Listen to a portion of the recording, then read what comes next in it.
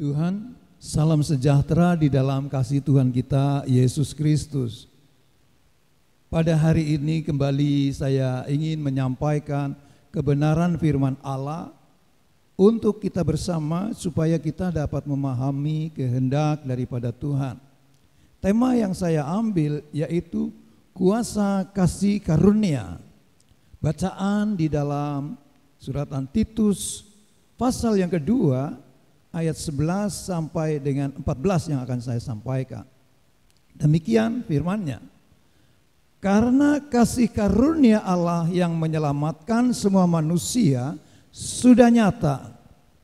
Ia mendidik kita supaya kita meninggalkan kefasikan dan keinginan-keinginan duniawi, dan supaya kita hidup bijaksana, adil, dan beribadah di dalam dunia sekarang ini.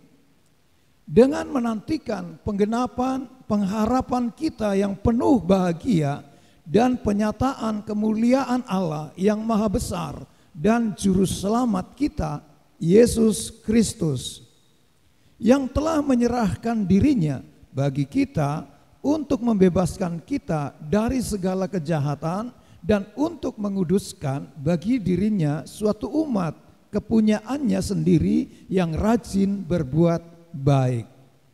Saudara-saudara, kematian Yesus Kristus yang dramatis di kayu salib membuktikan kasih karunia Allah kepada manusia berdosa. Tuhan mengarahkan kasih karunia-Nya bagi seluruh umat manusia. Ia sabar menderita supaya kita beroleh anugerah-Nya ajaib yang membebaskan kita dari dosa. Saudara-saudara, Philip Yancey dalam bukunya Keajaiban Kasih Karunia mengajak kita untuk merenungkan bahwa Allah memiliki rencana yang indah supaya gereja mengalirkan kasih karunia Allah. Saudara-saudara, kasih karunia adalah kebaikan Allah yang berlimpah-limpah yang seharusnya tidak patut diterima oleh orang-orang berdosa. Bagaimana kasih karunia Allah itu dinyatakan? Saudara-saudara, Paulus menjelaskan aspek-aspek penting kasih karunia Allah berikut ini. Yang pertama, kasih karunia Allah menyelamatkan kita. Manusia tidak dapat menyelamatkan dirinya sendiri. Hanya kasih karunia Allah yang dapat menyelamatkan manusia berdosa.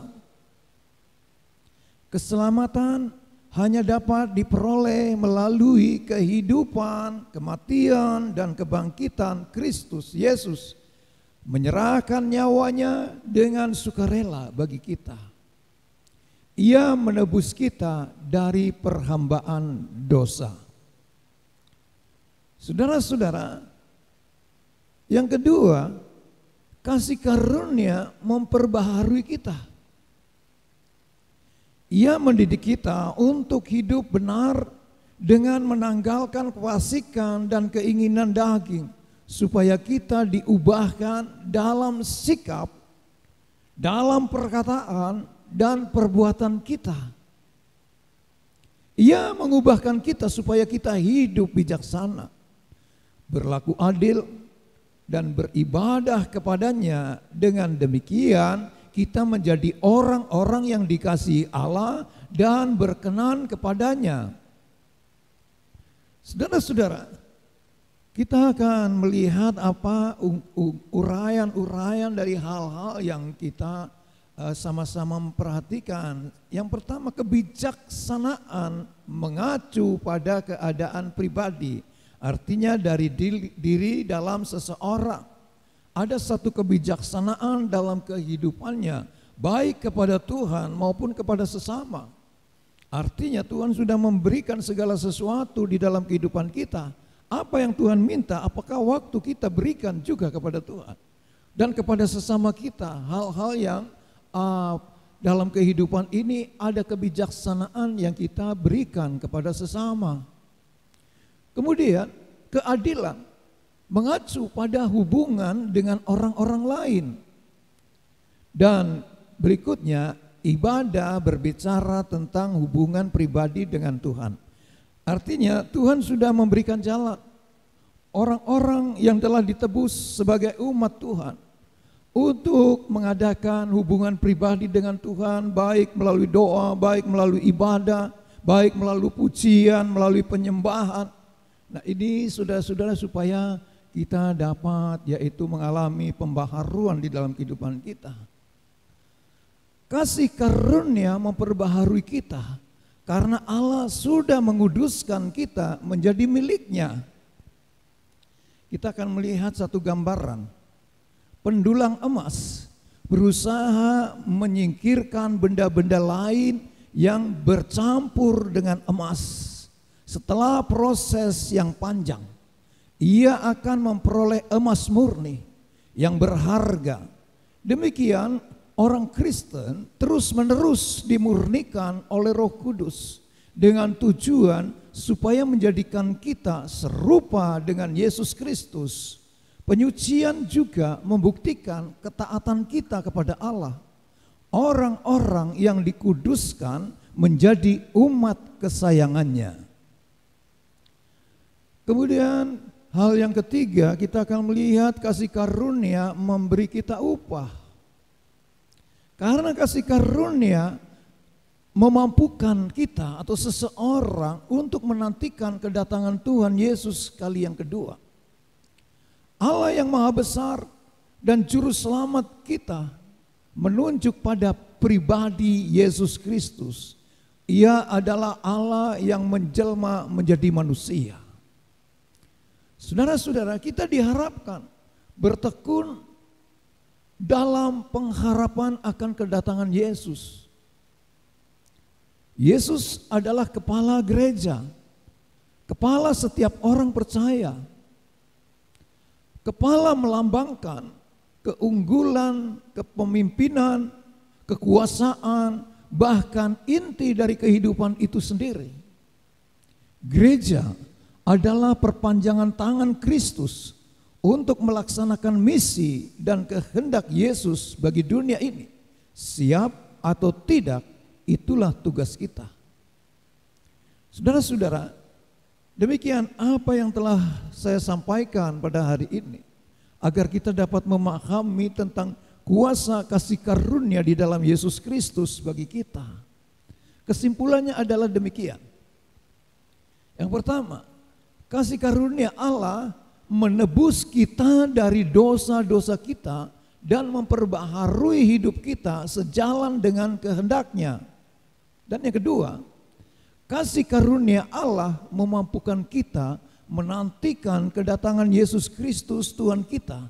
Karena ini adalah prioritas utama kita, harus terus-menerus berusaha untuk bertumbuh sehat dalam iman yang dewasa. Puji Tuhan, saudara-saudara, demikian apa yang telah saya sampaikan, apa yang telah saya beritakan melalui kebenaran firman Allah tentang kasih karunia Allah yang memiliki kuasa yang hebat bagi orang-orang berdosa, sehingga kita yang telah diselamatkan, kita memiliki untuk menyalurkan kepada dunia ini. Puji Tuhan. Sebelumnya saya akan naikkan doa bagi kita bersama. Kita akan berdoa.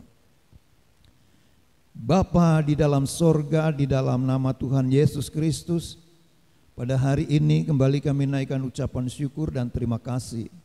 Berkat kemurahan dan anugerah daripada Tuhan Engkau telah berikan bagi kami semua, di mana Tuhan Engkau memberikan kesempatan bagi kami jemaat Tuhan di mana-mana tempat juga mendapatkan kesempatan untuk beribadah kepada Tuhan. Dan pada hari ini Tuhan Engkau telah memberikan firman bagi kami tentang kuasa daripada kasih karunia Allah di dalam Tuhan Yesus Kristus. Engkau yang telah menyelamatkan dunia ini bagi orang-orang percaya, supaya senantiasa kasih karunia Allah dapat mengalir ke dalam dunia ini melalui orang-orang yang telah ditebus. Terima kasih Bapa di dalam surga, terima kasih, dan pada Hari ini Tuhan kami berdoa bagi saudara-saudara kami yang percaya di dalam Tuhan Yesus Kristus dan mengalami sakit. Kami berdoa kuasa Allah yang tidak pernah berubah di dalam kuasa darah Yesus, dan Engkau memberikan jamahan dalam nama Tuhan Yesus Kristus sembuh. Dan Tuhan membuka jalan keluar bagi masalah-masalah yang dihadapi belum terselesaikan. Tuhan menolongnya senantiasa.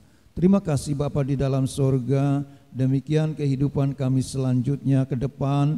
Kami menyerahkan seluruh kehidupan kami seutuhnya dalam pimpinan dan kuasa Allah di dalam Tuhan Yesus Kristus.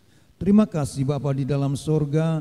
Biarlah pada hari ini Engkau memberkati umat-Mu dimanapun berada, di dalam pekerjaan mereka masing-masing, agar mereka semua memuliakan nama Tuhan. Terima kasih, kami mengalaskan doa kami pada hari ini di dalam berkat nama Tuhan Yesus Kristus dengan penuh ucapan syukur. Haleluya. Amin.